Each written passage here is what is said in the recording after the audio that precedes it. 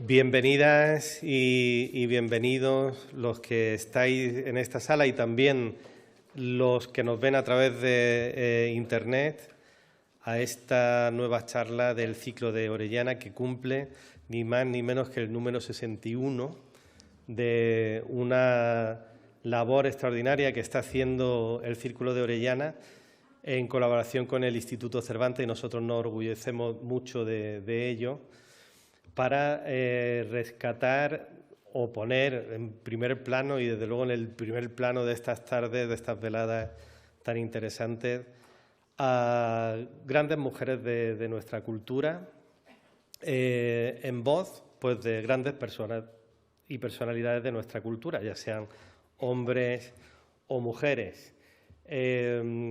Para José Ortega y Gasset, la cultura, bueno, por supuesto fue su vida, ¿no? Pero él hablaba de la cultura como algo totalmente incardinado en la razón y el sentido del ser humano, y quiero aprovechar esa inspiración de este grandísimo maestro para reivindicar el razón y el sentido pues, de labores como esta. Esta tarde se conjugan pues muchas labores de este tipo, ¿no? Vamos a hablar de Soledad Ortega, que recogió pues, la labor de su padre, ¿no? y la trajo con razón y con sentido casi hasta el presente, donde ha vuelto a recogerse pues por la Fundación actual, por Fernando Rodríguez Lafuente, que dirige la revista de Occidente. Creo que es importantísimo reivindicar esa labor de recoger la cultura de nuestros antepasados y actualizarla y difundirla y hacerla presente y hacerla futuro. Eso es lo que hacen las instituciones como la nuestra, ¿no? Lo que hace el Instituto Cervantes, es lo que hace el Círculo de Orellana, con un trabajo específico, y es lo que hacen todas las personas que amamos la cultura. Amamos la cultura porque da razón y sentido a nuestra vida y a nuestra sociedad, y a las sociedades, a la sociedad que se va construyendo poco a poco y que va a ser la sociedad del futuro. Y para hablar de Soledad Ortega tenemos a Fernando Rodríguez Lafuente, que ha sido director de esta casa. Quien es director de esta casa sigue siendo director de esta casa, de alguna manera, porque esto es un proyecto que se hace generación tras generación, y toda persona que dirige esta institución aporta un legado, y Fernando Rodríguez Lafuente tiene su legado aquí, como lo tiene Miguel Espotorno, que lo tenemos en primera fila, que ha sido directivo de esta casa en el exterior y aquí en la sede durante muchísimos años. Bueno, y es un privilegio, la verdad, tenerte aquí, Fernando. Fernando es de las personas, como saben ustedes, más influyentes de la cultura española, más activa en la literatura, en el pensamiento, en el cine. Pero bueno, no lo voy a presentar yo porque lo va a presentar Leticia ahora. Y mi papel es daros las gracias, daros la bienvenida, también en nombre del director del Instituto Cervantes, Luis García Montero, que no está hoy aquí, está de viaje. Y nada, voy a disfrutar muchísimo escuchándote, Fernando. Muchas gracias. Nada, gracias.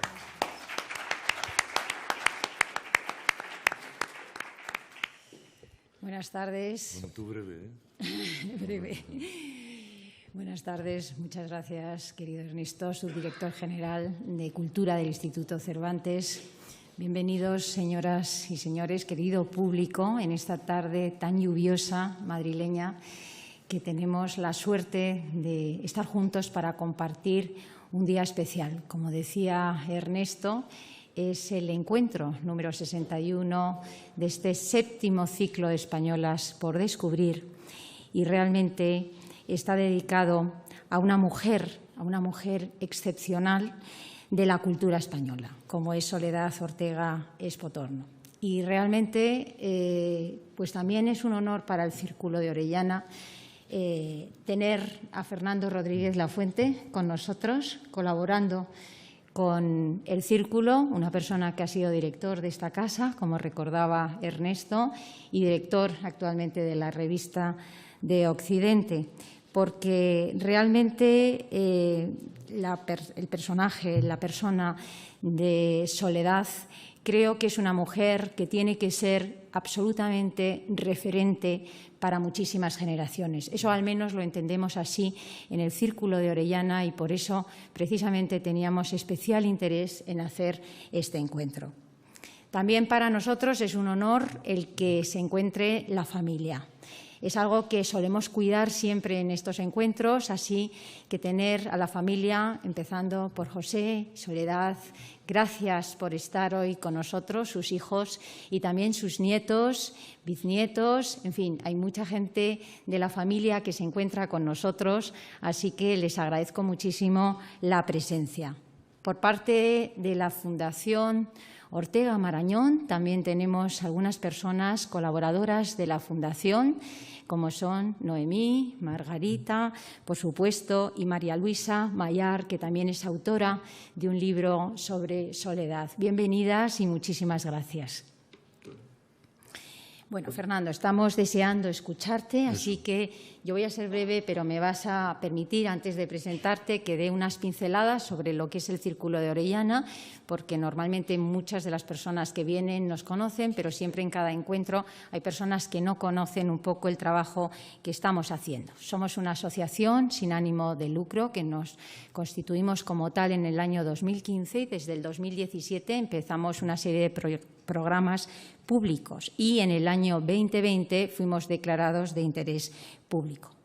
Está formada esta asociación por mujeres profesionales de ámbitos absolutamente diversos y eso sí, tenemos el compromiso como sociedad civil tenemos un compromiso con las mujeres y nuestro compromiso es dar visibilidad al talento femenino, tanto del pasado como del presente, con el fin de generar referentes entre las diversas generaciones.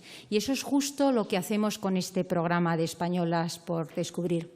Una revisión histórica en femenino, a través de la excelencia de nuestros ponentes y recordando a mujeres que trabajaron por sus sueños, mujeres comprometidas que aportaron a la sociedad, mujeres que nos abrieron puertas a todas nosotras, mujeres que ante tantas dificultades ellas lucharon por lograr derechos, educación, trabajos remunerados y, desde luego, para que se reconociese y pudiésemos ejercer nuestro talento intelectual.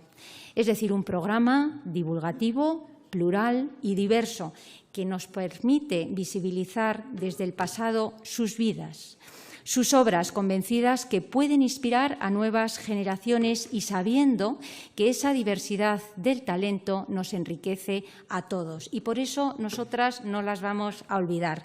Convencidas también de la importancia que tiene conocer nuestra historia, esa historia con mayúscula, para avanzar hacia el futuro. Y, desde luego, ellas forman parte de nuestra historia. Querido Ernesto, yo también quiero agradecer, y te lo digo a ti en nombre del Instituto Cervantes, esta colaboración que llevamos realizando desde hace ya 7 años. Realmente es una colaboración que nos está permitiendo avanzar y disfrutar de estos recorridos en femenino que estamos haciendo juntos y, sobre todo, gracias también a vosotros, llegar muy lejos. Quiero recordar, como tú has dicho también antes, a Miguel Espotorno, porque Miguel, yo creo que es importante en la vida ser agradecidos. Y, bueno, tú nos abriste una puerta especial en esta casa cuando nosotras vinimos, Regina Plañol y yo, precisamente porque queríamos, bueno, hacer algo en un espacio mayor porque se nos quedaba muy pequeño el que teníamos y nos encontramos con que la idea gustó al Instituto Cervantes y prueba de ello es el convenio que hoy sigue vigente. Así que muchísimas gracias también por tu ayuda. Y ya sin más, voy a pasar a dar unas breves pinceladas de Fernando Rodríguez Lafuente, porque querido Fernando es amigo, nos conocemos hace mucho tiempo, fíjate, 33 años, bueno. Y realmente, ¿qué es lo que no hace Fernando? Esa sería mi gran pregunta. Lo que más me gustaría, que jugar al fútbol.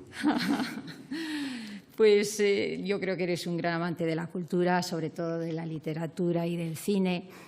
Eres de todo, profesor, gestor cultural, tertuliano, escritor, periodista, en fin, pero te doctoraste en la Universidad Complutense en filología y empezaste allí a dar clases de literatura hispanoamericana y teoría de la literatura y crítica literaria. Pero también has sido profesor en el Instituto de Lenguas Extranjeras en Pekín, en el Instituto de Estudios Hispanoamericanos en Amberes, director de la Cátedra UNESCO de Literatura Latinoamericana en el Instituto Universitario de Investigación Ortega y Gasset. Lo fui.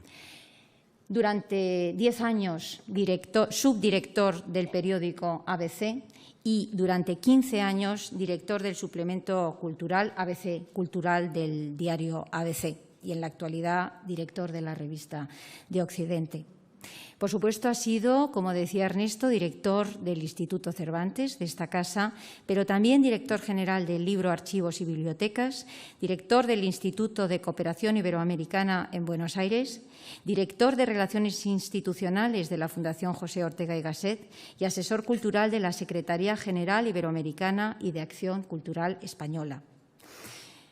Tu faceta de colaborador en programas de radio es inmensa. Yo creo que he contado más de 20 programas diferentes, que por cierto creo que esta noche intervienes, no sé si es esta noche o mañana, en 24... En 24 horas, a los que podáis aguantarlo, a las 12:20 de la noche, en fin.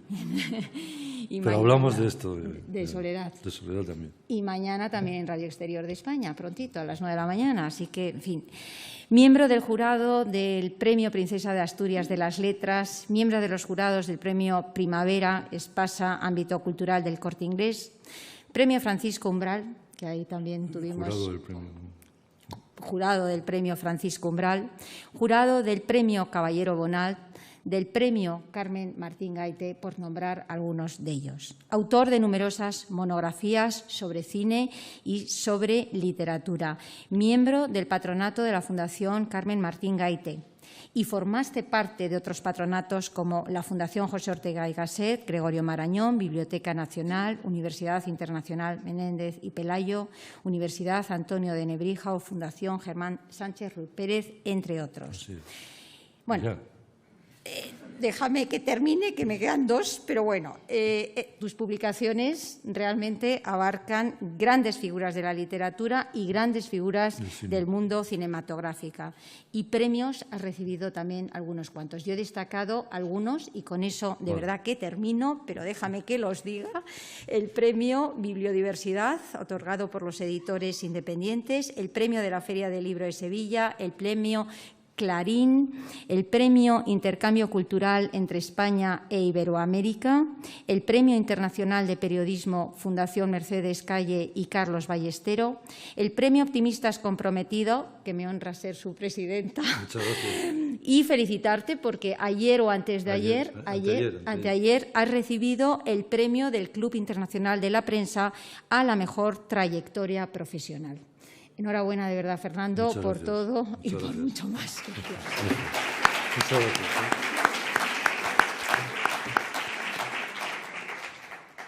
Bien, buenas tardes.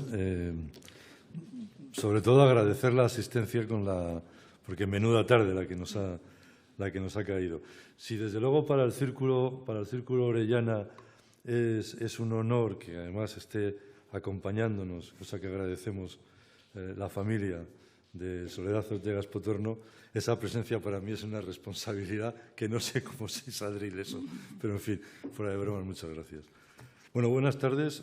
Muchísimas gracias al Círculo Orellana, a Leticia Espinosa de los Monteros, amiga de tanto tiempo, por su generosidad y la de todas las integrantes del Círculo, por ser lo suficiente y amablemente insensatas para invitarme a participar en un ciclo formidable, como se ha dicho, que cuenta hasta hoy con excelentes participantes.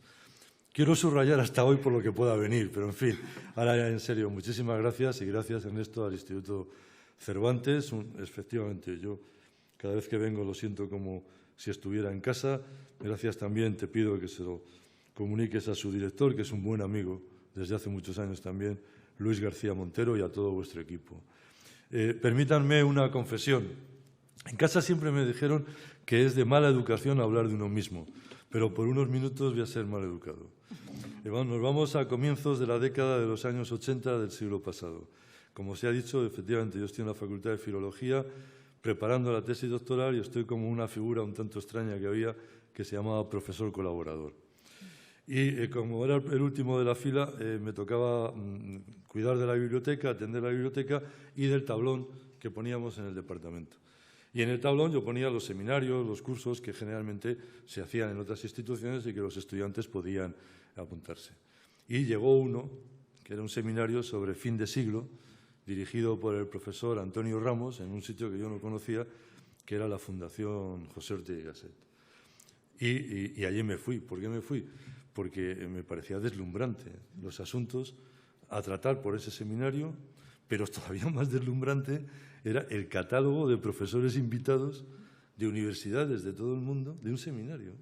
Y además, todos los nombres que aparecían invitados los conocía por haberlos leído y eran lo que se podría denominar en una bibliografía los imprescindibles. Y allí me quedé desde hace cerca de 40 años, en fin, tengan cuidado. En los primeros años estábamos, quiero citarlos porque los profesores juniors, ¿no? Eran Ignacio Sánchez Cámara, Pepe García Velasco, Charles Powell, Alicia Cámara, Marc Campelo, Jorge Cachinero, Blanca Sánchez Alonso, Joaquín Rubio, Juana Gil, Florentino Portero, y estaban los seniors, José Varela Ortega, Manolo Fernández Miranda, Juan Pablo Fusi, Emilio Lamo de Espinosa, Antonio Ramos, Vicente Cacho, Magdalena Mora, Gabriel Tortella, Violeta de Monte, Paloma Varela, Joaquín Alango, José Luis Gómez Navarro y tantos y tantos. ¿Y quién estaba al frente de todo esto? Al frente de todo esto y de todos estos estaba Soledad Ortega Espotorno. Con lo cual era, sin duda, permítanme, un camelot intelectual y académico en Madrid. Algo así como un Oxford y Cambridge en la castellana.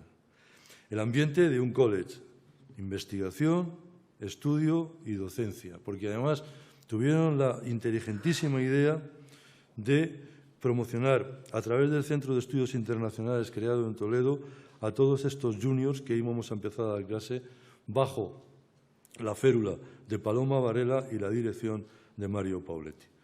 Soledad Ortega llevó el bagaje intelectual, cultural, ético y estético en el que se había formado, la estela de la Institución Libre de Enseñanza, de la Residencia de Señoritas, de la Residencia de Estudiantes, la Residencia de Señoritas de María de Maeztu y, sobre todo, la tradición liberal española.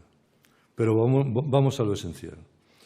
Permítame, pero en el título no he estado excesivamente acertado, porque al título le falta algo. Es Soledad Ortega Espotorno, una mujer extraordinaria del siglo XX.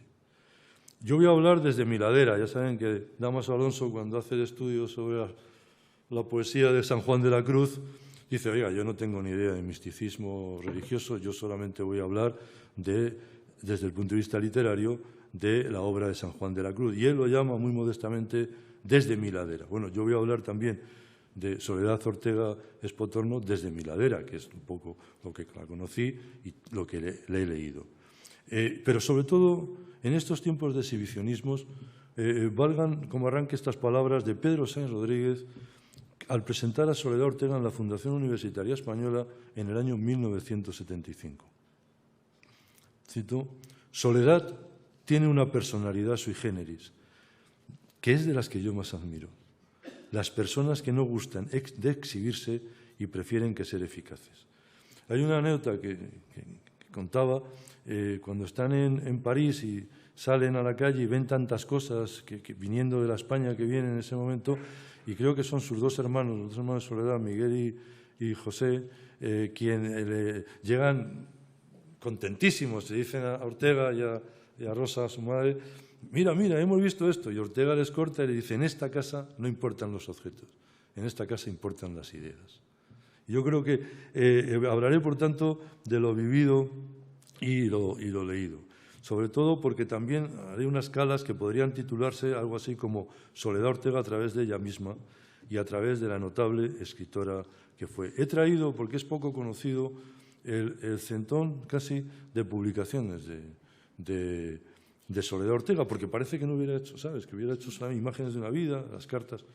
Bueno, pues el prólogo a las cartas de Galdós, de lo que luego hablaré, del año 64, evocación de una tarea educadora en cuadernos hispanoamericanos del 66, la mujer ante el reto de su liberación en esta conferencia del 75, la presentación de la cuarta época de Revista de Occidente en el 80, aquel filósofo era también un hombre en una conversación con Vázquez Reviriego en el 82, su obra extraordinaria, José Ortega y Gasset, Imágenes de una vida, del año 83, que es el centenario que se celebra el centenario de Ortega, Ortega y América durante el quinto centenario en el 83, Reflexiones en torno a un centenario en Letras de Deusto en el 83, Victoria Ocampo al trasluz de una doble amistad en Revista de Occidente en el 84, Introducción al epistolario completo de Ortega y Unamuno en el Arquero 87, Introducción para la cultura del amor de Ortega del 88, Fernando Vela, que hace una semblanza extraordinaria en Revista de Occidente en el número 90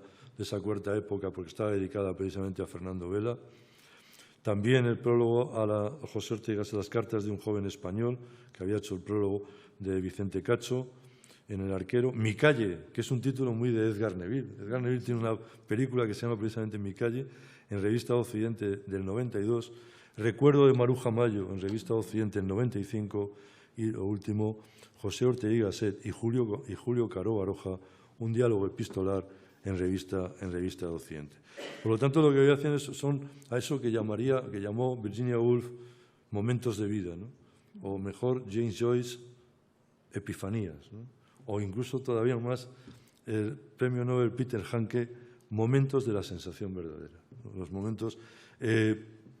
Para ello tengo una guía formidable, ya ven que está machacada hasta el último, que es este libro, Vida de Soledad Ortega, de María Luisa Maillart, y el número 401 que hicimos en octubre de 2014, precisamente siendo ya director José Valero Ortega y secretario de redacción quien les habla, dedicado a Soledad Ortega Espotorno, Memoria e Imagen, en el que escribieron Marta Campomar, María Luisa Maillart y Margarita Márquez Padorno. También, inmediatamente casi de la muerte de Soledad en 2007, en 2008, Javier Zamora hicimos dos artículos rápidos, casi de urgencia, porque queríamos dejar constancia, aunque después preparamos este número del centenario, pero escribió espléndidamente Javier Zamora un artículo que abría la revista, se llama In Memoriam, y un artículo del que les hablaré después porque es absolutamente entrañable, de Domingo Hernández, hoy catedrático en la Universidad de Salamanca y miembro del Centro de Estudios Orteguianos, que se decía, además lo tituló Como decía mi padre.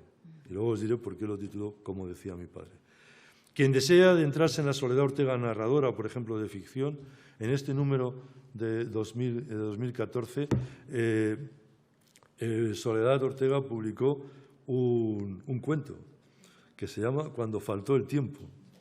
Una cosa entre la ciencia ficción, muy curioso. Después descubriremos por qué. Y Margarita Márquez tiene unas notas sobre el estilo literario, porque es un relato sumamente inquietante este de Soledad Ortega. Bueno, recuerda a Marta Campomar cómo el sociólogo argentino José Luis Imaz cita a Soledad y dice: entre las mujeres guardianas de la memoria. Dice, es una gran conservadora de legados y archivos, documentos, manuscritos y, sobre todo, lo que se llamó, si no lo sabéis, la maleta de Pérez de Ayala.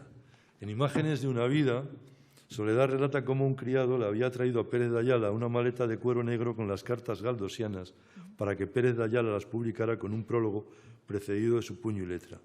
Inesperadamente, durante la guerra, Pérez de Ayala le entrega para su custodia la apreciada valija de cuero negro, sin sospechar, dice Marta Campomar, que esta encomienda marcaría el comienzo de una gran transformación personal en la que se vio obligada a penetrar en el postergado mundo de los decimonónicos. Y además le sorprendió a Victoria Ocampo, que era muy indiferente a este tipo de literatura española, ¿no?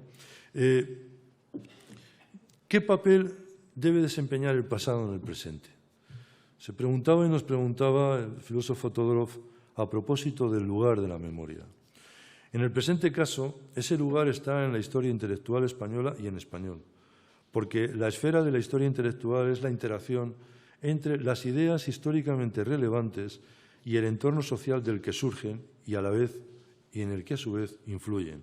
Por ejemplo, para Francisco Ayala, que fue asiduo a la tertulia de Revista Occidente y que tuve el honor de estar con él y con Carol en los últimos años, solíamos quedar a comer en un restaurante por aquí cerca que se llamaba Arce, pero solíamos quedar a comer para poner a parir a todo el mundo, porque a Ayala, como buen granadino, esta mala follá granadina le divertía mucho. Entonces, pero para Ayala, ha sido la tertulia de Revista Occidente de Ortega, la gran revolución permanente del siglo XX ha sido y es la revolución de las mujeres, ¿no?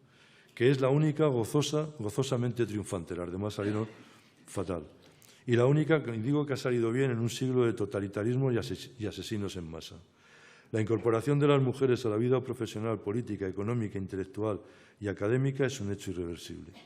Si en España vale un modelo y un ejemplo de todo esto, de lo que advierte Ayala, sin duda ese nombre es el de Soledad Ortega Espotorno. Lo cuenta, creo que María Luisa en el libro. Es curioso que Soledad nace en un año clave para Ortega, que es 1914, ¿no? Es una casualidad, pero no es una casualidad, porque ella nace el 2 de marzo de 1914. Pocos días después, Ortega pronuncia una de sus grandes conferencias, histórica conferencia, Vieja y Nueva Política. Cuando termina la conferencia, que ha sido un éxito brutal y que va a tener una proyección a lo largo del tiempo hasta hoy, le acompaña a su casa Pérez de Ayala. Y cuando llegan a su casa, Pérez de Ayala ven a la niña recién nacida, más o menos, y le dice a Ayala: si esta niña va a ser tan fuerte y tan bella como la conferencia que acaba usted de pronunciar, amigo Pepe, no tiene que preocuparse por ella. Es maravilloso, ¿eh? Y en un tipo poco dado, tampoco a estas que era Pérez de Ayala, pero después está claro el ambiente en el que la clave es el ambiente, déjense de historias, o sea, es decir, el que ve libros en su casa termina leyendo. Y el ambiente, claro, los amigos de la familia, ¿no? Lo que está viendo de niña, Azorín, Baroja, Marañón, María de Maestu, Vela, el gran García Morente. Y hay una imagen que cuenta también María Luisa, que es Ortega sentado en su mesa, llena de papeles, en lo que llamaban entrando en el círculo del humo. Estaba fumando continuamente. Y cuando entraba en el círculo del humo, la niña Soledad se hacía un hueco a la salida del colegio para ir a hacer allí los deberes. Y contó que esa imagen, en ese hueco sentada en el círculo de humo de su padre, era una imagen imborrable a lo largo de toda su vida. Ese círculo de humo también tenía otra broma, que era lo que llama Soledad el desorden vital de los papeles de su padre, que ya hablaremos después de eso. Pero tiene muchas historias, saco el libro de María Luisa. Por ejemplo, ¿quieren ustedes saber cómo cuenta Soledad lo que era la vida de un catedrático de metafísica, por ejemplo, ¿no? Dice: la vida de un catedrático de metafísica es extremadamente modesta en aquellos años. Las calefacciones aún no están a la orden del día. Nuestra vivienda, un último piso de una vieja casa de la calle Serrano de techos bajos, se calienta con una gran estufa recubierta de azulejos rojizos, un tanto germánica. Hay que dormir con la puerta abierta para que llegue el calor a las habitaciones. Pero ahí no termina la vida de un catedrático de metafísica, porque si nos vamos también a lo que podían ser las colaboraciones en prensa, aquí hay una cierta retranca por parte de Soledad, todo hay que decirlo, ¿eh? Pero dice: Sería curioso hacer un estudio estadístico de las fechas que llevan los artículos de Baroja, Azorín, Pérez de Ayala, Eugenio d'Ors y establecer en qué proporción se situaban en las fechas finales de mes y en qué proporción no, es decir, cuando necesitaban la pasta. Hay otro elemento también fascinante que me ha recordado una película maravillosa del gran director italiano Ettore Scola, una película durísima, por otra parte, protagonizada por Vittorio Gassman, que se llama La familia. Porque hay un elemento clave, yo lo hablaba mucho con Mario Pauletti en Toledo, y hay un elemento clave en la película con un continuo, no flashback, sino traveling, ¿no? Que es el pasillo. La película es el pasillo. O sea, cada vez que hay un cambio de época, hay una cámara que va por el pasillo. Bueno, señores, pues el pasillo. El pasillo, María Luisa, el pasillo era importante en la vida de los Ortega. Las sucesivas viviendas que habitaron debían tener como condición indispensable un largo pasillo, para que el padre pudiera pasear mientras cuajaban en su mente las ideas que posteriormente plasmarían en el papel. Probablemente la niña imitaba al padre, y así se recuerda arrastrando por el largo pasillo un cochecito vacío, tal vez debido a la rotura de la muñeca que inicialmente debió ocuparlo. Y aparece en ese momento otra figura importante para la niña Soledad, Elisa Puertas, quien envuelve en trapos un cazo de la cocina y se lo da a la niña para que lo pasee. Era una castellana vieja, oriunda de Venta de Baños. Seguimos, ¿no? Hay otro elemento también muy curioso y familiar, que es esto que a algunos nos pasa. Oye, yo no quiero que venga nadie de mi familia a escuchar cuando digo tonterías por ahí. Y José Ortega Espotorno cuenta en Los Ortega cómo Ortega no les dejaba ir a las conferencias. Y entonces dice, mi hermano Miguel, que Miguel debía ser fino, pero dice, mi hermano Miguel estuvo en el cine de la ópera. Es precisamente el 6 de diciembre del 31 cuando Ortega pronuncia en el cine de la Ópera de Madrid rectificación de la República, nada menos. Y va a ser la primera vez que es radiada por lo que hoy es la cadena SER, que entonces era Unión Radio. Se va a radiar a Madrid, a Barcelona y a Sevilla, San Sebastián y Valencia.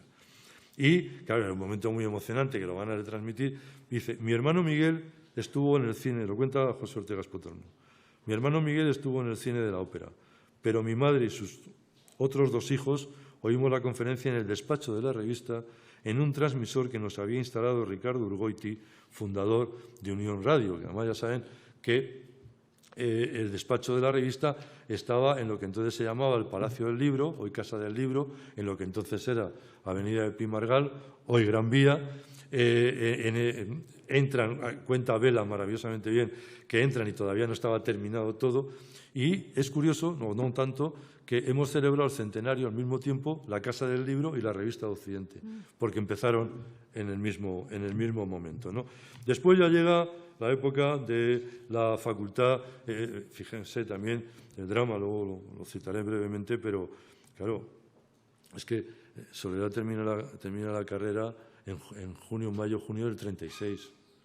O sea, es decir, es que faltan horas para que dé comienzo la guerra civil española, ¿no?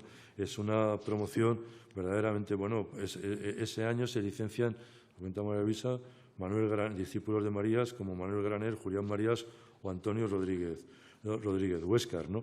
Pero están todos los compañeros de Soledad que están también en esa universidad, ¿no? Sigo porque hay un momento que yo siempre, la verdad, es que te dicen que no debes ser envidioso, pero yo creo que varias generaciones de españoles han envidiado siempre cómo se lo debieron pasar todos estos en el crucero que hacen por el Mediterráneo. Hay fotos. Julián Marías hacía fotos de la pena y yo tengo alguna foto de estas que están en la pirámide. Están todos delante de la pirámide, todos elegantísimos, todos parecen ingleses haciendo el Grand Tour, pero el crucero que van a recorrer Túnez, Malta, Alejandría, El Cairo, Judea, Grecia e Italia. De ahí salían hasta matrimonios. Julián Marías y Dolores Franco, por ejemplo, ¿no? Había de los 157 que van, hay 51 mujeres, bastantes para la época. Algunas de las cuales son Isabel García Lorca, Teresa Bermejo o María Braña. ¿no? Y estarían además en el grupo que va a fundar la Asociación Española de Mujeres Universitarias, ¿no? Y estaban Antonio Tobar, Jaume Vicent Vives, Salvador Espriu, Fernando Chuecagoitia, Julián Marías. Vamos a lo que podría ser también la labor docente interrumpida, como digo, se acaba de licenciar y ella se licencia en Historia Medieval, en junio de 1936. Historia Medieval con Sánchez Albornoz. Bueno, durante la guerra, ya en el 37 y en el 38, con los diferentes exilios, Holanda y Gran Bretaña. En Gran Bretaña da lengua y literatura en el Dr. William School de Dougal-Lell en Merionshire en el 38. Y en 1940, cuando ya vuelve a España, con su hermano José, con Maruja Vergara, con Rosa Vergara, con Julián Marías y con Dolores Franco, crean la Academia para los Estudios Preuniversitarios Aula Nueva, que ya en 1948 va a utilizar su padre para crear el Instituto de Humanidades, donde ella además imparte clase de geografía en la aula nueva entre el 40 y el 42 y en el Instituto de Humanidades de su padre entre el 48 y el 50. Después, entre el 46 y el 56, en el Colegio Estudio, y en el 56 se hace cargo de la editorial Revista de Occidente, y en el 73-77 es la directora de las publicaciones. Esta asociación, hay un elemento que es la residencia de señoritas Liceum, que es algo muy importante, que en estas calas brevísimas, ¿no? Pero lo mismo que la residencia de señoritas, que muchas colaboraban en la residencia de estudiantes, había mujeres debido a la que estaban, porque tenían una gran presencia, como Gabriela Mister, Matilde Huichi, Victoria Ocampo o Clara Campoamor, ¿no? Pero también sus ojos, todavía de niña, asisten al nacimiento de los dos proyectos de María de Maeztu, ¿no? Que es el Liceum Club Femenino en el 26 y la Asociación Española de Mujeres Universitarias 6 años antes. Y el Liceum iba a ser un centro cultural verdaderamente extraordinaria, con mujeres como Concha Méndez, Zenobia de Camprubí, María Goiri, Carmen Baroja o Victoria Ken, ese que después va a ser, como os digo, recuerda Soledad, recuerdo aquel Liceum Club Femenino Español contra el que se ensañó injustamente un determinado sector de nuestra sociedad y donde, sin embargo, derrocharon esfuerzo, inteligencia y espíritu a favor de la promoción de la cultura. En primer lugar, su inspiradora, María Martínez Sierra, y su brazo derecho, Pura Mortúa de Ucelay, y tantas mujeres de buena voluntad como Carmen Baroja de Caro Reyo, María Martos de Baeza y tantas otras, que eran jóvenes universitarias. Para entender la salida de España, de la familia Ortega y de Soledad, no me resisto a leer algo que ha colocado, que cita María Luisa Maillar en su libro, ¿no? Que son unas palabras de Clara Campoamor en su libro La Revolución Española vista por una republicana. Es tan duro que, como se dice en la televisión, quizá estas imágenes puedan herir su sensibilidad. O sea, que están advertidos. Al imponerse definitivamente los métodos anarquistas, Madrid vivió desde mediados de mayo al inicio de la Guerra Civil en una situación caótica. Los obreros comían en hoteles, restaurantes y cafés y se negaban a pagar sus cuentas, amenazando a los dueños de los establecimientos cuando manifestaban la intención de reclamar la ayuda de la policía. Las mujeres de los trabajadores hacían sus compras en las tiendas de alimentación sin pagarlas, sencillamente porque iban acompañadas de un aguerrido mozo que blandía un revólver elocuente. Por orden de los sindicalistas, la huelga se extendió a los mecánicos que reparaban los ascensores. Estos fueron inmovilizados en todas las casas, a veces incluso destrozados por los huelguistas. Y el colmo de este encantador caos estaba constituido por las 5 o 6 bombas de dinamita que cada noche los huelguistas colocaban en los edificios de construcción para hacerlos estallar. Por supuesto, Clara Campoamor, como muchos otros republicanos, Dejé Madrid a comienzos de septiembre. La anarquía que reinaba en la capital ante la impotencia del gobierno y la falta absoluta de libertad personal, incluso para las personas liberales, sobre todo quizá para ellas, me impusieron esta medida de situación. Los Ortega se van a la residencia de estudiantes. Y en la residencia de estudiantes porque se consideran que están más protegidos que en su casa. El director es el director de la residencia de estudiantes, Alberto Jiménez Frau, quien aconseja a la familia ese traslado, porque piensa que ya al tener alumnos extranjeros el edificio se encuentra en principio más protegido por las diversas embajadas, ¿no? Lo que pasa es que, claro, los estudiantes extranjeros empiezan a evacuarse, ¿no? Empiezan a irse, porque claro, la situación se pone tal, porque, como me ha contado alguna vez José Valero Ortega, hubo algunas historias de gente que iban a buscar a profesores, ¿no? Por ejemplo, este testimonio del gran García Morente escribiendo a Ortega, ¿no? Hace 3 o 4 días que me encuentro en París. Al fin pude huir del infierno madrileño. A mi yerno lo mataron unos de la FAI de Jaén, que en 15 días que estuvieron en Toledo asesinaron a más de 300 personas. A finales de septiembre, el ministro de Instrucción Pública, el comunista Fernández, nombró una comisión para depurar al profesorado universitario. La comisión se componía de 4 catedráticos y 10 estudiantes. Inmediatamente se habló de mí, los estudiantes pidieron mi destitución como catedrático, justamente con la de otros muchos. Pepe Gauss me defendió gravemente, pero no encontró el apoyo de nadie. Luego me avisó secretamente Besteiro de que me marchara enseguida, pues sabía que mi vida corría peligro. Ayer se fue a Américo Castro a Buenos Aires, hoy se va Ramón Prieto a Londres y mañana parten los Jiménez, es decir, los Juan Ramón Jiménez, ¿no? Esa es la situación en la que salen de Madrid. Antes ha habido un incidente que ha sido con María Zambrano, precisamente, para pedir la firma a Ortega de un manifiesto a favor de la República. Hay un intercambio de conversación. Le preguntaba ayer, cuando estuvimos en la televisión, a María Luisa Maguillar si Ortega está enfermo y está en la cama y con quien tiene, está la familia y me puede corregir, lo cuento tal y como, y es Soledad la que da la cara ante la petición del manifiesto, ¿no? Y parece que es Soledad la que entra, ¿no, María Luisa? La que entra en la habitación y le dice a Ortega, está tu discípula María Zambrano, que quiere que firmes y todo lo demás, y ya sabes lo que sucede, no firmo, no sé qué, etcétera, etcétera. Y es cuando cuentan que los franquistas están asesinando y que cuentan que aquí también se está asesinando, y viene a decir Ortega algo así, no literal, pero si esto va de contar muertos, vamos mal. Es decir, esto es más o menos, bien, bueno, esos son los años después de París y la Asociación de Mujeres Universitarias que crea con Isabel García Lorca, Elena López del Portillo, Pilar Lago Couceiro, Jimena Menéndez Pidal, Dolores Franco, Teresa Bermejo y María Rosa. Hay muchos testimonios de la Asociación de Mujeres Universitarias.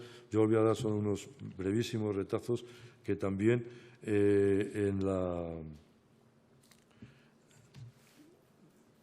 Antes tengo que contar una anécdota que cuenta Soledad absolutamente maravillosa. Yo debo andar ya por los 14 o 15 años y hago un viaje con María de Maeztu, hago un viaje con María y mi tía Rafaela, no recuerdo dónde, creo que Andalucía. A lo largo de la excursión paramos a comer en algunos pueblos más o menos importantes o en alguna pequeña capital de provincia. La misma escena se repite en varios sitios. No bien nos hemos sentado, se oye un repiqueteo de tacones femeninos en carrera apresurada por el empedrado, no siempre muy igual de la calle donde está nuestro hotel o restaurante. Una voz jubilosa y un tanto jadeante por la carrera. «Señorita de Maeztu, señorita Rafaela», son la boticaria o la maestra o la profesora de literatura del instituto, que ya se han enterado del peso de María por su pueblo y acuden llena el alma de agradecimiento y cariño hacia quien les dio la posibilidad de ser personas con una vida de trabajo en una profesión digna. Y sigue Soledad. No arrancamos nunca. Y yo protesto. No se puede viajar con vosotras. Siempre surgen señoritas por todos los rincones. Me parece algo verdaderamente extraordinario. De ahí esa impronta de María de Maeztu para que ella, en el momento que puede, y en el año 53, crea con estas que acabo de citar, con estas amigas y cómplices y compañeras, la Asociación de Mujeres Universitarias, ¿no? En una situación muy difícil que no voy a relatar porque se conoce, y además remito siempre al extraordinario libro de Marisa Maillard, a la que ayer en plena televisión española le propuse que haga el gran libro. Esta es una extraordinaria introducción, pero Soledad Ortega Espotorno se merece una gran biografía con todos los datos. Esta es una extraordinaria introducción, para mí ha sido clave. Por tanto, como la de tantos españoles de su tiempo, la vida de Soledad Ortega estuvo marcada por el terrible acontecimiento de la Guerra Civil Española. Si me permiten, una guerra de canallas, de unos y de otros, los dos con H, al decir de Unamuno, que estuvo marcada como desastre histórico y personal, y así lo vivió. Y así lo declaró Soledad poco antes de recibir de Su Majestad el Rey don Juan Carlos la Gran Cruz de Alfonso X el Sabio. Cito: «Toda catástrofe histórica deja marcada poderosamente la existencia de quienes la viven. La guerra civil amputó la trayectoria de mi vida profesional». Juan Pablo Fusi afirmó, cuando celebramos en la Fundación el centenario de Soledad Ortega, estaba José Valera Ortega, estaba Javier Zamora, estaba Jesús Sánchez Lambás, estaba quien les habla, y estaba Juan José Toaria también, que en ese momento era el director del Instituto Universitario. Bueno, pues Juan Pablo afirmó cómo Soledad fue, cito, arrojada a la guerra civil, lo que truncó una prometedora carrera intelectual. Azar, circunstancias y vocación hicieron que su vida se dedicara a un solo objetivo: perpetuar el legado de su padre. Llegar a las obras completas, a las que ella, por cierto, en secreto, llamaba las completísimas. Y eso lo hace desde los años 80. Es una cabezota, quiere hacerlo. Y se hizo. Una labor que además ocupó, porque des en cuenta que es la responsable de reunir, ordenar y publicar todo el legado inédito de Ortega, que en ese momento ese legado conformaba la mitad de la creación orteguiana. La mitad. Una labor que, les digo, la ocupó hasta casi los últimos años. Y dice ella: «Lástima que tuve que emprender tamañas empresas a una edad en la que una está ya para retirarse». Pero la historia, y no digamos la memoria, no pudieron con Soledad Ortega. Sobrevivió al desastre, como les he dicho, primero al lado del exilio de su padre, Grenoble, París, Holanda, Buenos Aires, Lisboa, la Segunda Guerra Mundial, después en el Madrid de 1940, de la resistencia liberal antifranquista, de la recuperación y la dignidad democrática, con la participación, además, en los emocionantes y memorables días de la transición política, a través de lo que iba a ser la cuarta época de Revista de Occidente, que ella dirigió entre 1980 y 2007. Vuelve a salir la revista, la cuarta época, la actual, en abril de 1980. Sale también, tiene una ayuda del Banco Urquijo, según parece, recoge Gregorio Marañón Bertrán de Lis en sus memorias,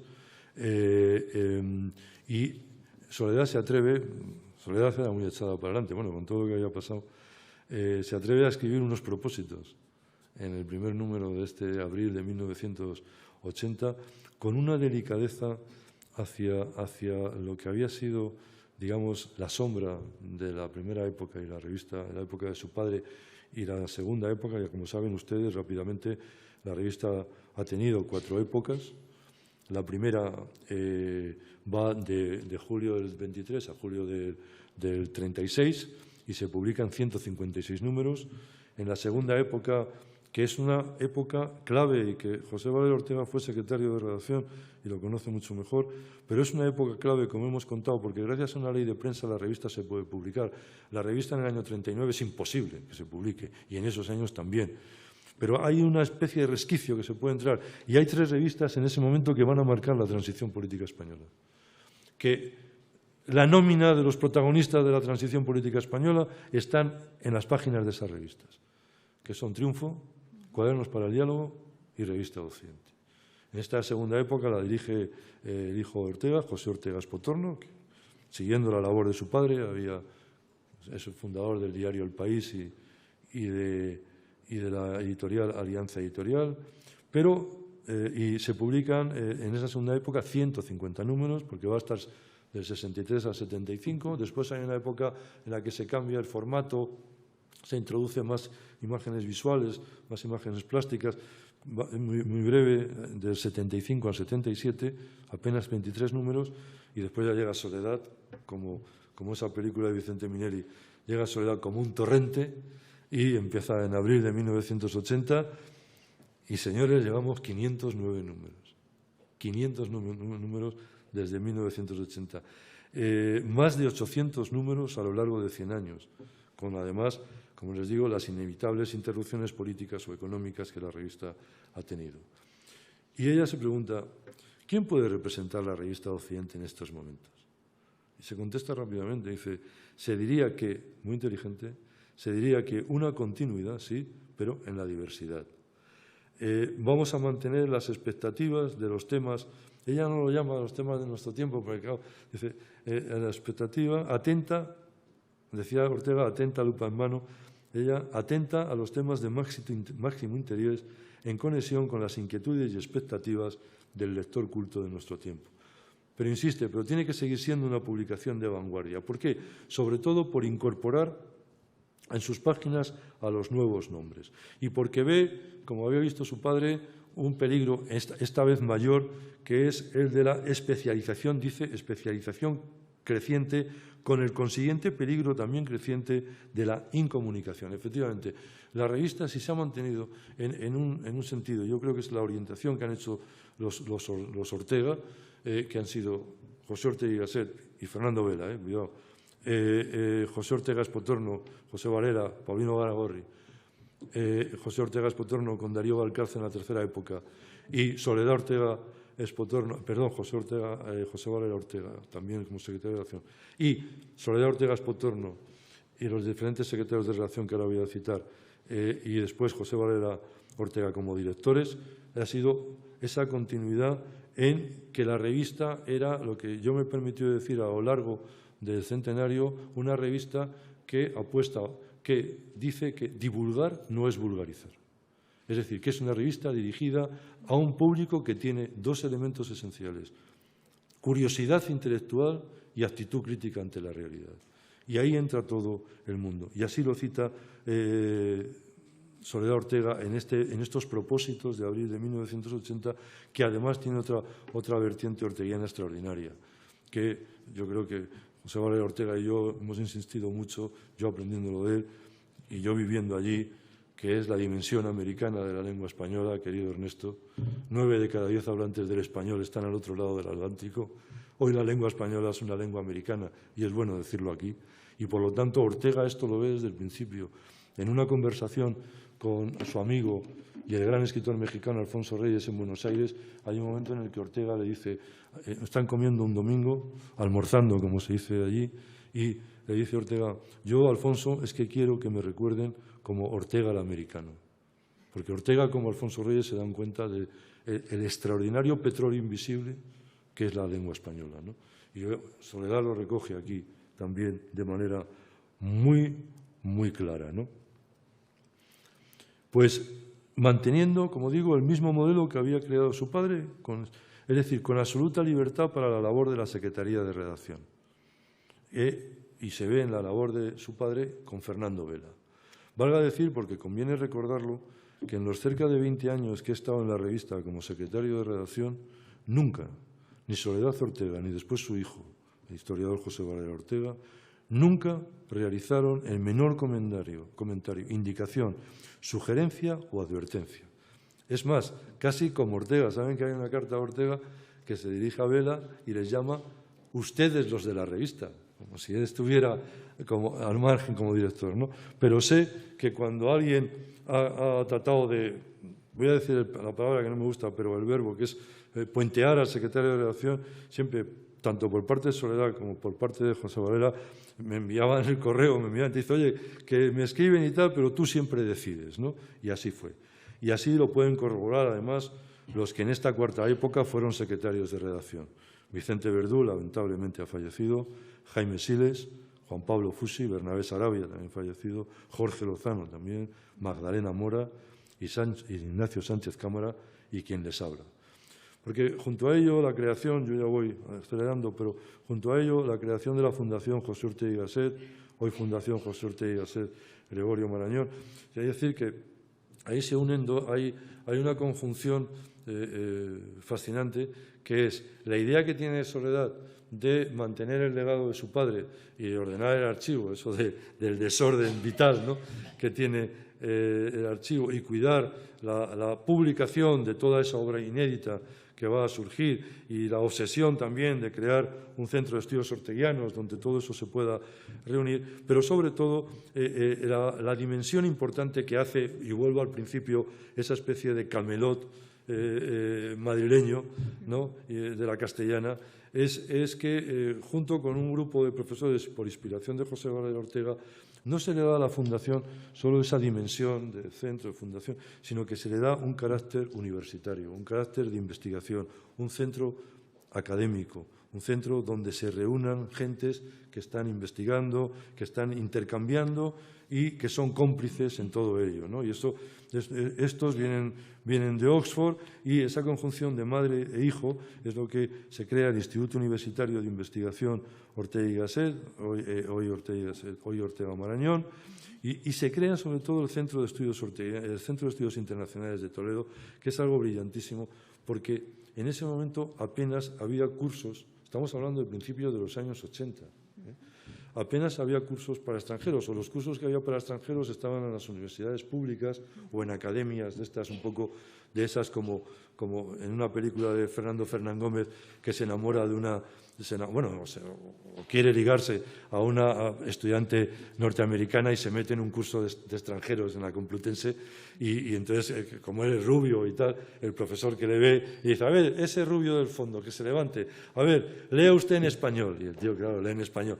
El pajarito, usted habla muy bien español. Bueno, era ese tipo de que sale en algunas películas de estudiantes extranjeros. No, aquí se crea el Centro de Estudios Internacionales en Toledo bajo la fe, como decía, bajo la indicación, porque la que nos fichaba para los profesores jóvenes allí, con lo cual hacíamos un máster gratis, ¿no?, de enseñanza y de docencia, era Paloma Varela.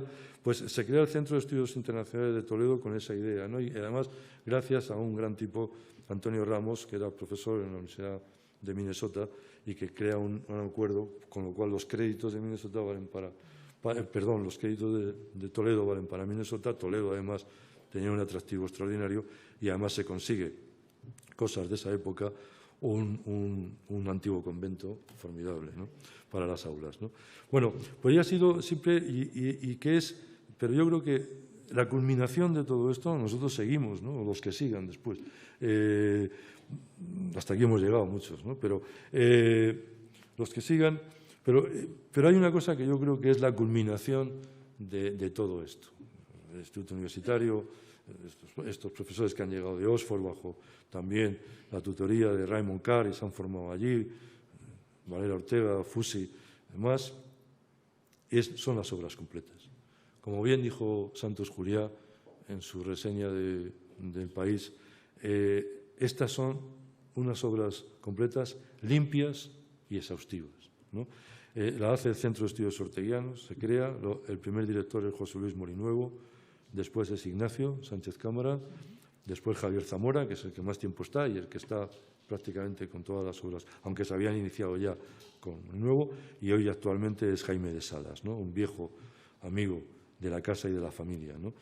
Y el equipo, que no lo voy a citar entero, pero que es el equipo que las lleva a cabo, que es algo excepcional. Yo creo que ahí, Soledad, la última foto, si quieres pasarla, está feliz, ¿no?, con los primeros volúmenes ¿Por qué? Porque Soledad a todo se sobrepuso. Fiel a su ideario aprendido en sus luminosos años de aprendizaje, aquellos años de la Edad de Plata, aquel Madrid maravilloso y divertido, de Esencia de Verbena, de Jiménez Caballero, del Rastro, de Gómez de la Serna, este Madrid de los años 20 y 30, la Edad de Plata de la cultura española, años de esperanzas, de aperturas, de sueños, de anhelos y de voluntades, años, como hemos visto, de viajes y descubrimientos, los años de García Morente al frente del formidable edificio de la Facultad de Filosofía y Letras de la Complutense, de las conferencias en la residencia de estudiantes y en esta residencia de señoritas y del inolvidable crucero académico por el Mediterráneo. Recuerdo que en las memorias de Luis Buñuel, que son excelentes, Mi último suspiro, cuenta, ya saben que él tenía un cineclub en la residencia de estudiantes todos los sábados y había tortas por ir al cineclub y no era nada barato. Y cuenta en Mi último suspiro que él pasaba películas, a veces pasaba documentales soviéticos, esto gustaba mucho, pasaba documentales de Flaherty, Hombres de Aran, por ejemplo, de británicos, y pasaba películas que llamaban poéticas, francesas, sobre todo de René Clair y algunos. Y el caso es que también es verdad que todo el esnovismo madrileño pues quería ir a ver esas películas, ¿no? Pero Ortega asistía a algunas y Buñuel cuenta en sus memorias que en una de estas sale y se dirige Ortega a Buñuel y le dice, amigo Buñuel, la verdad es que si yo hubiera sido más joven a lo mejor hasta me habría dedicado al cine, porque es curioso que Ortega no escribió mucho sobre el cine, aunque le había maravillado de la radio la guerra del fin del mundo de Orson Welles, y tenía un texto bastante curioso que publicamos en ABC Cultural. Pero en todo caso, como señaló Emilio García Gómez en una tercera de ABC dedicada a Soledad, y era muy rápido, ha hecho lo que tenía que hacer. No era poco. Julián María, Julio Caro Baroja, Victorio Ocampo son algunos de los nombres de entre tantos que acompañaron su aventura intelectual, su infatigable voluntad de dar con un estilo decididamente innovador, regeneracionista. Porque saben que la vida es un estilo y que la vida no la jugamos en los detalles, en las formas, sobre todo cuando el sentido de lo que importa ha cobrado un destino sin regreso. A mi espalda sentía el acicate de mi padre. Recordó la memorable tabla en los jardines de la Fundación cuando recibió la citada Gran Cruz de Alfonso X el Sabio. Pero menudo acicate, menuda presencia, menuda estela y menudo legado. Dedicó todo su quehacer intelectual a la obra de su padre y a proyectar una visión de excelencia, rigor, modernidad a través de las múltiples y reconocidas actividades de la Fundación y del Instituto Universitario. Si un lugar para algo tan necesario de la España de la Transición, un lugar para algo tan necesario en la España de la Transición como acoger a figuras señeras del mundo académico, tanto a jóvenes profesores universitarios como empresarios, diplomáticos, economistas, sociólogos, escritores, artistas, que no solo representaban el mayor bagaje con el que contaba España para consolidar la democracia, sino para alentar la incorporación de una generación que había completado estudios y realizado doctorados en universidades británicas y norteamericanas. No me voy a extender, hemos hablado mucho de la proyección americana y de su gran relación con Victoria Ocampo, a la que, como cuenta también María Luisa, la deben, entre otras cosas, a partir de 1936 la situación empeoraría en el sucesivo exilio de Grenoble, París, Holanda, Argentina y Portugal, y como anécdota diremos que la familia recién salida de España solo pudo llegar a París gracias a los 2.000 pesos que Victoria Ocampo y bebé Sansinena de Elizalde recaudaron entre los amigos argentinos. No era y esto es importante, no era el dinero algo que importase en casa de los Ortega. Comenta Soledad, esto ya lo he contado pero lo voy a repetir, comenta Soledad que cuando un día, estando en Portugal, llegaron los hijos hablando entusiasmados de la abundancia de artículos que había en las tiendas, les espetó Ortega: no habláis más que de objetos y en nuestra familia nunca se ha hablado de objetos, sino de ideas. Y hay una anécdota que sí me contó Soledad, que me impresionó mucho, cuando Victoria Ocampo, hay que haber vivido en Argentina y haber conocido a esta tropa de la oligarquía argentina para entender bien lo que les voy a contar, porque estos son finos, o eran, porque ahora ya, en fin. Pero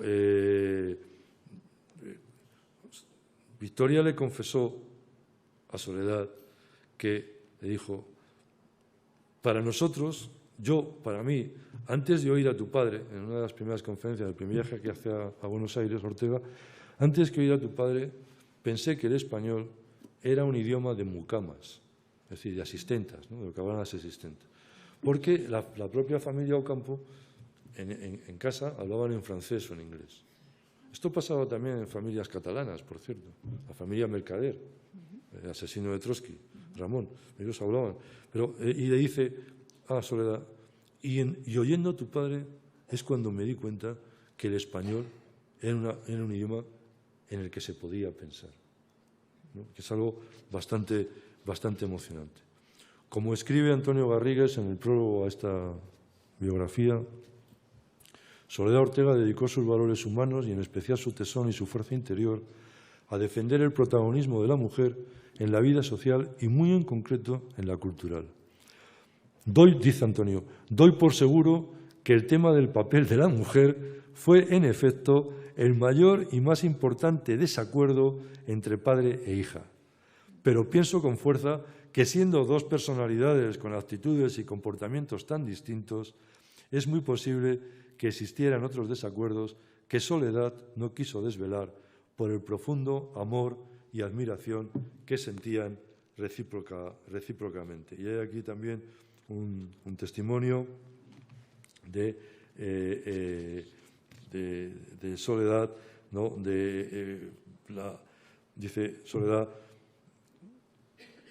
ella no es partidaria, como dice María Luisa, de la tentación fácil del mimetismo, sino de, cito, de tratar de escuchar esas voces femeninas que a lo largo de los siglos y sobre todo en nuestro más reciente pasado han hablado de sus experiencias, de otros seres humanos, de sus sentimientos de la naturaleza, de las cosas del arte, del pensamiento en un tono distinto, peculiar, que responde a una visión diferente del universo, a una visión de ese otro cuadrante del mundo que aún no ha tenido plena representación porque hasta ahora la mujer no ha poseído voz propia, no ha tenido a su alcance medios de expresión suficiente.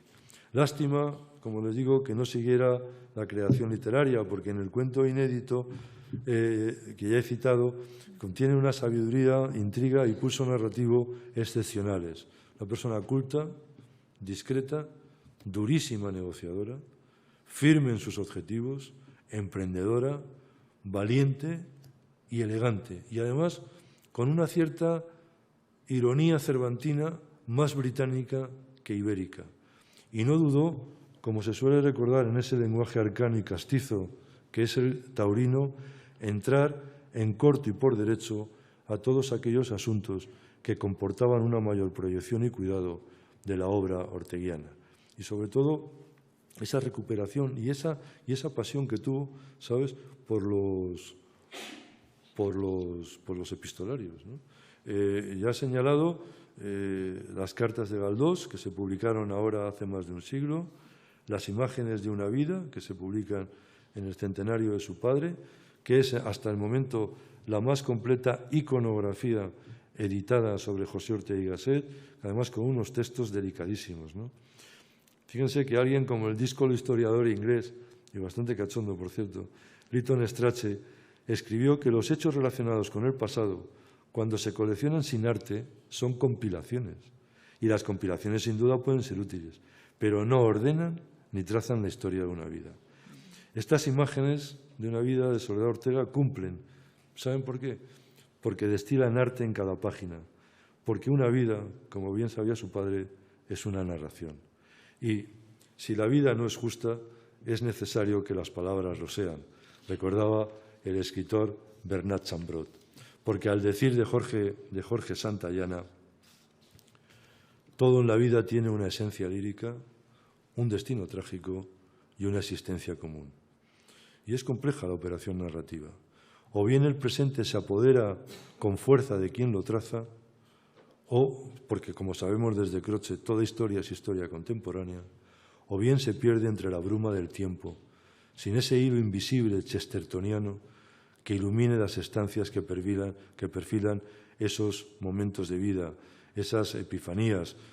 Siguió con cartas de un joven español en el 91 para la cultura del amor en el 88. Pero hay un testimonio que lo he dejado para el final porque es muy entrañable. Yo creo que fue una idea de su hijo, porque yo creo que primero me lo pidió a mí, pero yo estaba liado precisamente dirigiendo el Cervantes y decidimos que fuera un joven orteguiano, filósofo, hoy un extraordinario catedrático, Domingo Hernández, que quedara con Soledad 1 o 2 veces a la semana en la primavera de 1999. Y él ha contado brevemente aquellas grabaciones que hizo con Soledad y lo tituló de una manera muy bonita, Como decía mi padre, ¿no? Tituló el artículo, porque cuenta que cada vez que le recibía Soledad en su despacho de la Fundación, le decía, textual, buenos días, como decía mi padre, y seguían después hablando. Pero fijaros en esto. En una ocasión escribió en un folio, para no olvidarlo, una anécdota de José Ortega Zapata que contaba su padre. Y le insistía a Domingo, le dijo a Domingo, mire, le he puesto un título a este folio para recordarlo. Dice, le he puesto un título como de Simenón, de George Simenón. El título es maravilloso. La hernia estrangulada y las medias negras. Y dice Soledad, y estoy encantada porque yo soy muy lectora de novelas policíacas, ¿no? Dice también una cosa interesante, que yo no había caído, cuando lo repasé preparando esto, no iba mal, porque cierta intrahistoria orteguiana es creación de Soledad Ortega. Y lo voy a explicar. Sin duda, el Ortega actual no es el Ortega de sus contemporáneos. Miren, se cumplen 50 años de Rayuela, de Julio Cortázar. Y todos, cuando teníamos 18 o 20 años, leímos aquel libro como si fuera la Sagrada Biblia laica. Y a los 50 años me invitan en el Escorial a dar una conferencia sobre los 50 años de Rayuela. Y yo, como soy un poco paranoico, me vuelvo a leer el libro, no me vayan a pillar en algo. Y veo que el libro está lleno de notas, de subrayados y de marginarias, ¿no? De comentarios. Lo estoy leyendo 50 años, no tanto, pero más o menos 40 como mínimo. ¿Y saben la pregunta que hago? ¿Y quién es el idiota que subraya esto? Y el idiota era yo. Porque, no es ninguna broma, nunca leemos 2 veces el mismo libro. ¿Por qué? Porque nunca somos el mismo que está leyendo el libro. Y el libro nos dice cosas distintas en cada lectura, sobre todo si han pasado muchos años. Por ahí va Domingo, y no va mal. Sin duda, el Ortega actual no es el Ortega que leyeron sus contemporáneos, ni el de sus discípulos. Es el Ortega de 2023, que bien podría decirse con cierta, si me permiten, licencia literaria, que es una creación de Soledad Ortega Espotorno, por el lugar que ocupa en el mantenimiento del legado intelectual y académico de su padre. Hay una buena broma que cuenta también, porque le dice a su padre, no haces más que copiarme, papá. Y se estaba burlando de su padre porque Ortega insistía en el acierto que había tenido Soledad al elegir el nombre de Aula Nueva, ¿no? Y dice, qué bien. Entonces ella se estaba riendo y dice, me estás copiando, cuando él hace el Instituto de Humanidades. Pero es verdad que quizá también se puede sugerir que en el origen de ese Aula Nueva está el Instituto Universitario también de la Fundación, ¿no? Cuenta una anécdota muy buena cuando recibe los primeros fondos había recibido las primeras ayudas para la Fundación y dice, me fui por la Castellana andando con mi cheque en el bolsillo y yo solo pensaba, qué barbaridad, qué cosas me pasan a mí. Y quizá lo más entrañable, hablando de la historia del edificio de la residencia de señoritas, dice, yo he vuelto al mismo sitio en el que entré a los 3 años y ahora tengo 85. Pero lo decía de manera entusiasmada. Gustaba recordar que el desorden de su padre había hecho posible el archivo. Que sí, que mucho, decía, se perdió, pero no poco había permanecido. Y decía, Los papeles que quedaban en casa de mis padres en el más absoluto desorden. Y de eso he tratado yo de hacer un archivo. Y ahí está. Lo que ha quedado ha sido por razones puramente casuales. Bueno, creó en 1985 el Premio Juan Lladó, fue presidenta de la Asociación de Antiguos Alumnos del Instituto Escuela, de la Asociación de Amigos de la Lengua Francesa, del Consejo Argentino, era miembro honoraria de la Sociedad Argentina de Filosofía, ciudadana de honor de Toledo, Gran Cruz de la Orden de Alfonso X el Sabio, pero sobre todo presidenta fundadora de la Fundación José Ortega y Gasset. Sí, lástima que la guerra civil truncara su vida universitaria, truncara la vida universitaria de la escritora Soledad Ortega Espotorno, porque en todas sus obras, en las escritas y en las obras y en las otras, se percibe y se vive la sabia inteligencia de una mujer delicada que se enfrenta a la historia de España y al siglo XX con una nueva sensibilidad, con un arrojo inédito, renovador, ilustrado y contemporáneo. El escritor Borges, lo voy a citar de memoria, se me ha ocurrido, dice en un momento dado: el tiempo es un tigre que me consume, pero yo soy ese tiempo. El tiempo es un río que pasa, pero yo soy ese tiempo. El tiempo, desgraciadamente, es real. Yo, desgraciadamente, soy Borges.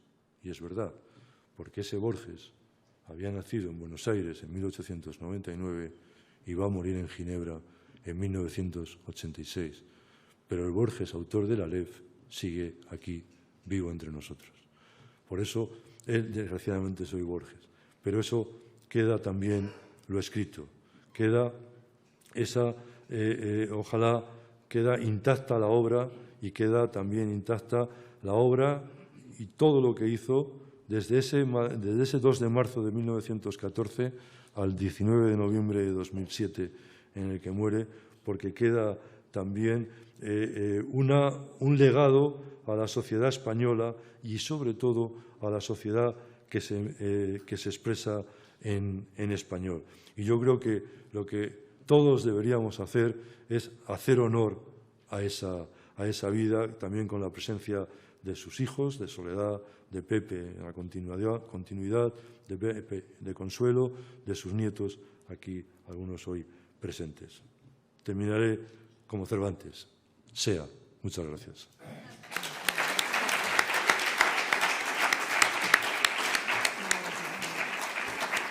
Tiempo, ¿no? Fantástico, Fernando. Enhorabuena por este recorrido que has hecho sobre la vida de una mujer infatigable, una mujer que creo que supo innovar, crear y cuidar el legado de su padre. Una mujer referente, que tiene que ser referente para todos. Yo, como en otras ocasiones, no sé si alguien, siempre cedemos la palabra, si en algún momento a alguien le apetece comentar, si a alguien de la familia le apetece intervenir. Tenemos, me parece, que algún micrófono. Sí, ahí hay un micrófono. Sí, pues por favor.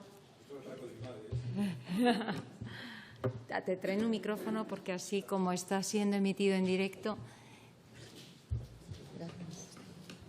Bueno, yo soy Daniel, su nieto mayor, nieto único durante 6 años y pico, hasta que llegaron todos los pequeñajos estos a quitarme el sitio.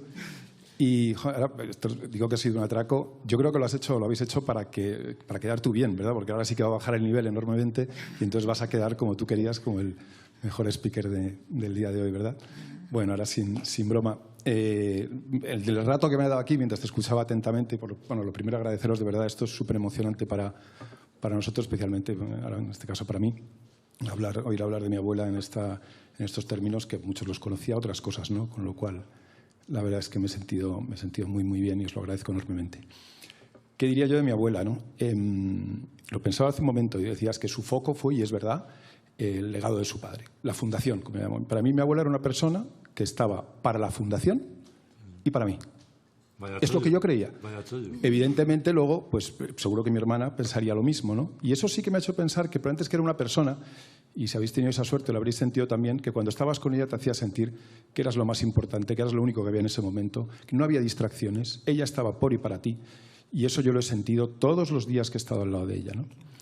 Y luego, por no enrollarme, por supuesto, y completar las fotos, te han faltado fotos. Te ha faltado, por ejemplo, con lo que acabo de contar, te ha faltado una foto de mi abuela sacándose el carnet de conducir a los 60 y no sé cuántos años, para luego hacerse con un SEAT 600, y no nosotros, pero poniendo a riesgo la vida de todos los que circulaban por la carretera entre Vera de Bidasoa y Irún, nos llevaba a la playa de Hendaya a sus nietos, ¿verdad? Oye, eso es divertido porque cuando iban a Toledo a pasar el Corpus, iba con Rosita Topete. Y parece que conducía Rosita Topete y, joder, debía conducir como rompetechos. Y además Toledo y San Juan de la Penitencia, que ya sabéis que había... y entonces Soledad siempre llegaban enfadadas, ¿no? Porque no sabía... ¿Sabes qué foto falta? Pues no lo he contado. Que tu abuela fue detenida y llevada a la Dirección General de Seguridad. Y no sé si fue fichada.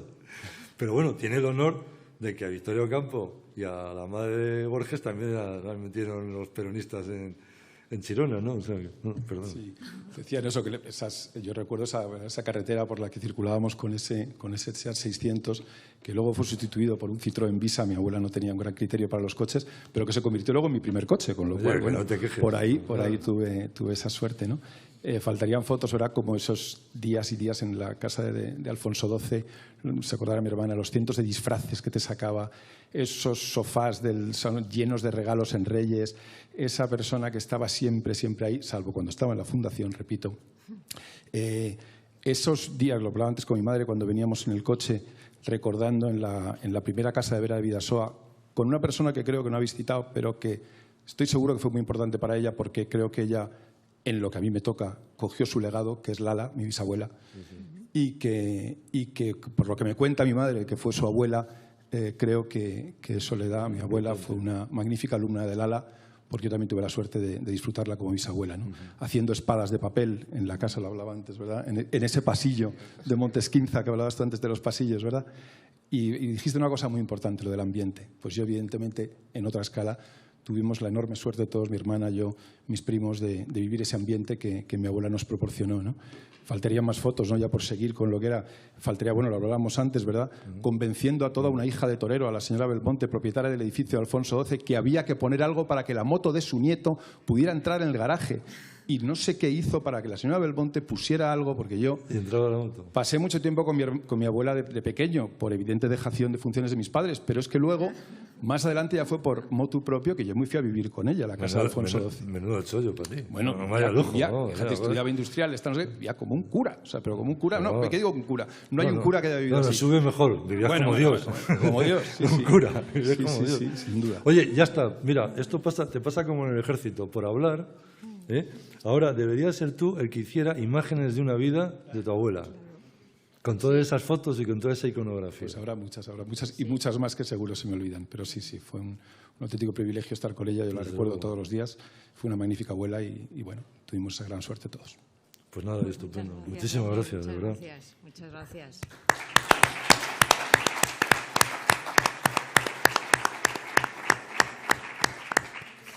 O sea, que te fuiste a vivir allí tú. Qué tío, macho. A ver, más. No sé si Margarita, María Luisa, no sé si queréis añadir alguna cosa más. Nada. ¿Alguna pregunta? Bueno, pues entonces, sí, por favor. Pepe. Sí. Esto que ha sido muy bonito y que sería bueno que lo publicaras. Hay muchas. Lo que yo tenía que decir de eso ya lo he escrito en las cartas entre Victoria Ocampo y mi madre, que saldrá en público. Me pidieron un prólogo largo y he contado todo lo de la fundación. Pero hay un error que tienes ahí, que viene de María Luisa, por lo visto, no sabía yo, ¿no? Eso de si la cuestión es de matemáticas, eso es de la Rue Gros. En la Rue Gros, que es donde se refugiaron en París, venían españoles de todos los lugares y acogían a todo el mundo que pudieran, ¿no? Dentro de lo parco y de lo difícil que era la situación, ¿no? Y vinieron, eso a ti te interesa, porque tiene que ver con tu amigo Garci, ¿no? Que eran las hermanas de Martínez Sierra, del comediógrafo. Cada una venía de un lado y la discusión entre ellas era dónde se mataba más. Una hermana le decía a otra, no tienes ni idea, en mi zona se mata muchísimo más, no tienes ni idea. Y bueno, y la cuestión parece que mi abuelo dijo, bueno, si el tema va a estar en las matemáticas, no estoy seguro que me vaya a interesar, ¿no? Pero es en la Ruy Gros, ¿eh? En fin, hay otras muchas cosas que no son, no es que, ese sí es un error, ¿no? Lo demás no son errores, son falta de conocimiento, pero eso es normal porque lo de Toledo tiene mucho que ver con, o directamente tiene que ver remotamente con Javier Tusell, que es el que me sacó a mí de California, donde yo tenía un contrato tenure track, como dicen los americanos, y me convenció que lo de la transición iba en serio, y entonces me metió con Jaime Lamo y Fernando Abril en el núcleo que había de presidencia de gobierno. Y el edificio de Toledo que tú dices, es el convento ese de San Juan de la Penitencia, era un centro de la sección femenina, o quería haber sido, se hizo para un centro de la sección femenina.